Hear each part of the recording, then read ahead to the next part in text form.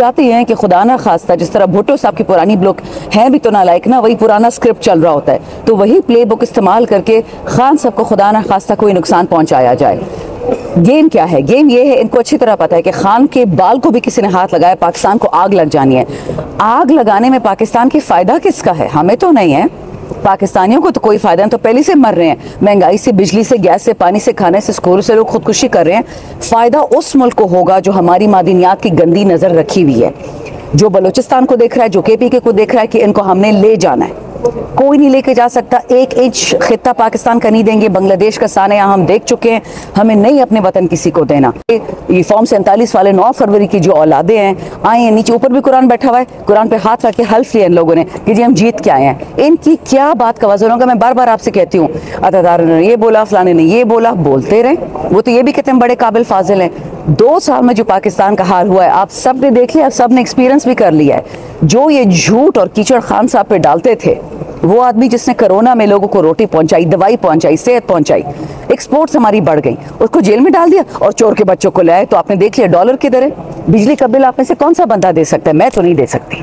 कोई भी सियासी जमात कभी मुज़ाकरात के दरवाजे बंद नहीं करती, जबकि खान साहब का तो अब क्लियर कट उन्होंने स्टांस जो अपनाया है, मुज़ाकरात नहीं होंगे, किसी की सूरत भी नहीं होंगे। देखिए, अगर उनकी नीयत है कि खान साहब को खुदा ना खास्ता खत्म करने, मुर्सी की तरह से हम क्या नेगोशिएशन करें? -1 की नेगोशिएशन होगी ना कि खान नहीं होगा तो जानशीन कौन है? लानत है इस नेगोशिएशन पे कि हम जानशीनों की बात करें। खान है, मैंने पहले भी कहा था, उस दिन ख्वाजा आसिफ ने मेरी पैरोडी की 3 दफ़ा असेंबली में कहता है कि खान है तो पाकिस्तान है। किसने कहा था? मैं कह रहा अपनी आवाज़ तो ठीक कर ले, तो डिफेंस मिनिस्टर तो आपको जेब देता है कि आप इस लहजे में बात करो। बट मैंने कहा, मैंने बोला था दोबारा भी, डेवलपमेंट पे है, इमरान खान आएगा तो पैसे आएंगे तब पाकिस्तान बचेगा। ये क्यों नहीं समझते हैं?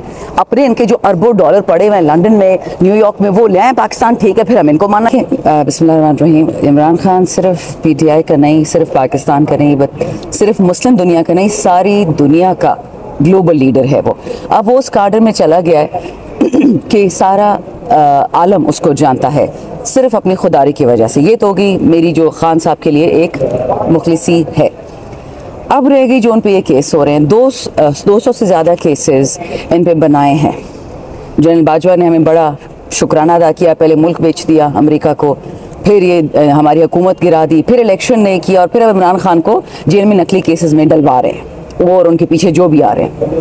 अब देखिएगा ये किसको खुश कर रहे हैं। आज तो जनरल बंदा ज़ल्मे खलीलजाद, उसने तो साफ साफ बोल दिया कि जो पाकिस्तान में हो रहा है लोगों के खिलाफ, MNAs के खिलाफ, MPA सेनेटर्स के खिलाफ, इमरान खान के खिलाफ, उसको हम नहीं सपोर्ट करते, और नई एडमिनिस्ट्रेशन आते साथ ही हमारा लाहे अमल बदलेगा। तो ये तो उनके लिए घंटी बज गई। अब तो बाइडन बाबा चला गया, इनको तो बचाने वाला कोई नहीं है। ये डेस्परेट हो गए हैं कि खान को किसी ना किसी तरीके से हमने फारिग करना है। कल आपने लीमा खान साहिबा की भी वार्निंग्स देख ली कि खान साहब ने जेल में खुद कहा है कि ये कोशिश कर रहे हैं कि जिस तरह अमेरिका के कहने पे मोहम्मद मुर्सी को अल्लाह बख्शे उसको जेल में हलाक कर दिया गया था, इसी तरह ये लोग कोशिश करें कि किसी ना किसी तरीके से खान साहब को अडयाला से ले जाके मिलिट्री कोर्ट लिया जाए। बहाना है ये मिलिट्री ट्रायल, इसमें कोई सदाकत नहीं है, कोई कानून, कोई आईन, कोई शिक नहीं चलेगी। तो ये इमरान खान का जो मिलिट्री ट्रायल का आज ड्रामा रचाया जा रहा है, सिर्फ इसलिए हो रहा है, ये एक नहीं होता आफ्टर थॉट कि चलो और कहीं तो फंसा नहीं तो इसी में फंस जाएगा।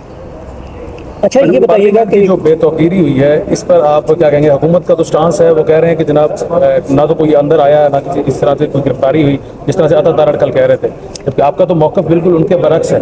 पार्लियामेंट की क्या क्या बेतौकीरी मैं आपको याद दिलाऊं। छांगा मांगा 1997 शहबाज शरीफ का इलेक्शन के जब डब्बे भरते थे ये लोग उसके लिए, और जो मैजिस्ट्रेट कहता था कि नहीं मैं डब्बे नहीं भरूंगा, डब्बे के साथ मैजिस्ट्रेट को भी ले जाते थे।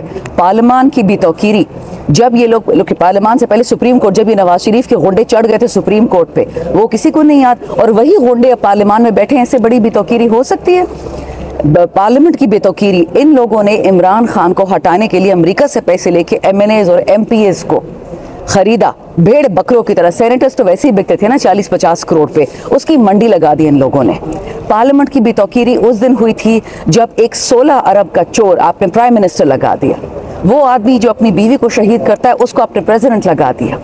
मैं आपको बता दूं, मैं बहुत तल्ख अल्फाज इस्तेमाल कर रही हूँ, मुझे पता है मुझ पे बहुत इसके बाद कॉन्सिक्वेंसेज आने, मुझे उसको भुगतना पड़ेगा, लेकिन सच बोलना इस मुल्क में अजाब हो गया। खान इसलिए जेल में बैठा हुआ है। बेतौकीरी पार्लियामेंट की नहीं हुई, बेतौकीरी हमारे अवाम की हुई है। पार्लियामेंट तो बाद में आएगी, वो तो एक बिल्डिंग है। जिन लोगों ने हम जैसों को वोट दिया, जिन गरीबों ने मर मर के 8 फरवरी को निकले, हमें इज्जत देने की कोशिश की, उनके नुमाइंदों को उठाना मतलब आपने पर एमएनए 10 लाख लोगों को उठा लिया और जेलों में डाल दिया। ये अवाम की तौहीन है, ये आइन की तौहीन है। फाइनली ये जो कह रही जी बिल्डिंग में लोग कैसे घुस गए, ये कौन थे जो घुसे हैं? रात की तारीकी में चोरों की तरह लाइटें ऑफ करके, मास्क लगा के, शर्म करो, दरवाजे तोड़ के मौलाना नसीम तहज्जुद पढ़ रहे थे, उसको उठा के ले गए। आप ये याद रखिए कि पाकिस्तान में हिंदुस्तान में क्या फ़र्क है। मुझे नफरत है आजकल हिंदुस्तान से मोदी की वजह से, लेकिन जब मोदी के हिंदुस्तान में पार्लियामान पे अटैक होता है, वो सीधा उंगली पाकिस्तान पे उठाते हैं। और यहाँ पे मौसाद ने अटैक किया, CIA ने किया, रॉ ने किया, किसने किया है? नाम तो बताएं, काम तो बताएं, कर कौन रहा है हमारे साथ? आपको समझ आ गई कि वतन किस तरफ जा रहा है? ये हमें तोड़ने की कोशिश करें, बट इंशाल्लाह कोई इनका ये फजूल पैंतरा कामयाब नहीं होगा। ना पंजाबी पठान, ना सिंधी बलोची, ना कश्मीरी गिलगिती, ना शिया सुनी, कुरमा में इन लोगों ने आग लगाई हुई। ये सारे ताने बाने आप जोड़े तो आपको बात समझ आएगी कि ये निशाना पाकिस्तान है, इमरान खान सिर्फ बहाना है। अच्छा, शमलाना साहब कहते हैं कि अगर ये अली अमीन गंडापुर ऐसी ज़बान इस्तेमाल ना करते तो ऐसा वकूआ ना होता, तो आप ये समझते हैं कि अली अमीन को थोड़ा सा नरम लहजे करना चाहिए था?